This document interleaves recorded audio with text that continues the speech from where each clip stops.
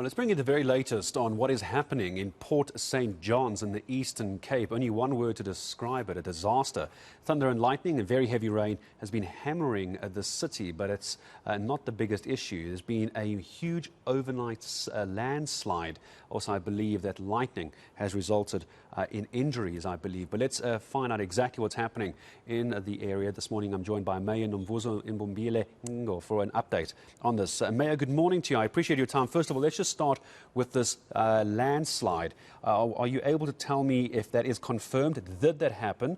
And what is the damage and any injuries? Yes, good morning to everybody. Yes, we had a really disaster in Port St. John's because last evening the rains were, they did not stop, but it was heavier, and there was also thunder and lightning. I hear from Ward 16, Councillor Mavindela, that last night they were busy assisting in some of the students from Nomvuzo Senior Secondary School, where they are staying. The house was struck by lightning, and 5 of those learners were injured, but they are stable at the moment. So there's also that challenge. So in also another area close to Isilimela Hospital, which cannot be accessed at the moment because of the landslide. So even in town. So this has affected town, but also the outskirts are beginning to show some challenges too. Mayor, we are reporting on our screen as well. Forgive me if you've just touched on this. Perhaps you can just elaborate more for me if that is the case, that a house was hit by lightning. Is that the incident that you're talking about? If not, what do we know about this lightning strike? I'm hearing reports that there were people who were injured. Yes, it's happening. It happened in one of the villages outside town, in Ward 16, where because there's a high school there, Nomvuzo Senior Secondary School. So some of the students are staying in areas who are renting close by the school. So it's that place they were staying in that was struck by lightning. So we are also going to get more information, making sure that those who are in danger are taken care of. But at least there's no fatality on that score. No, thank heavens for that. Do we know how many people were injured in that incident at the school, Mayor? Five people there injured. were nine students in their room, in their house, yeah, but 5 of them were injured.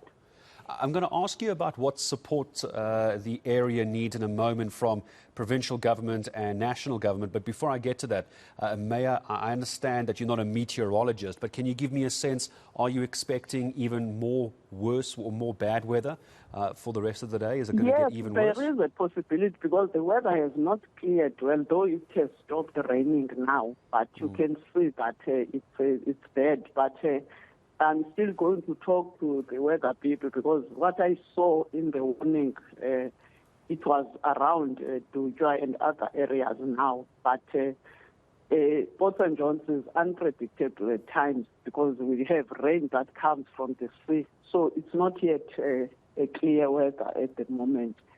But I've talked to the executive mayor of OR Tambo, Honorable Ngondwana, and his deputy, Honorable Zokanyile, also with MEC City and the Premier. And they know exactly what's happening.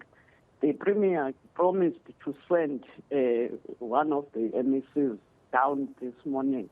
So we're expecting that visit because there's a lot of damage that has taken place. For example, as I'm speaking, the road to one of the villages close to town, Mtumbani, it's inaccessible at the moment. As I also said that Isilimela Hospital also, there's a landslide that has taken place towards it. So even in town, there are stones and everything. So we are beginning to clear that with what we have. But in essence, we need more machinery to assist because a lot of roads have been damaged. It's difficult. We have farms around town, and I believe as we speak, those farms are just in a mess right now. So we need more machinery to make sure that at least we bring back what we could say it's a road that is accessible.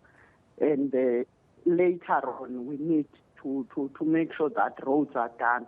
But the essence of this all is that Port St. John's infrastructure is not in good shape. Stormwater drainage system is not something we are proud of. Because of these rains, all the time the sand will get in the drains, and at times you will find them blocked. So those are major things, because this was a small town, and also the influx now of the people and the areas in which they are staying, it's also creating some of the challenges.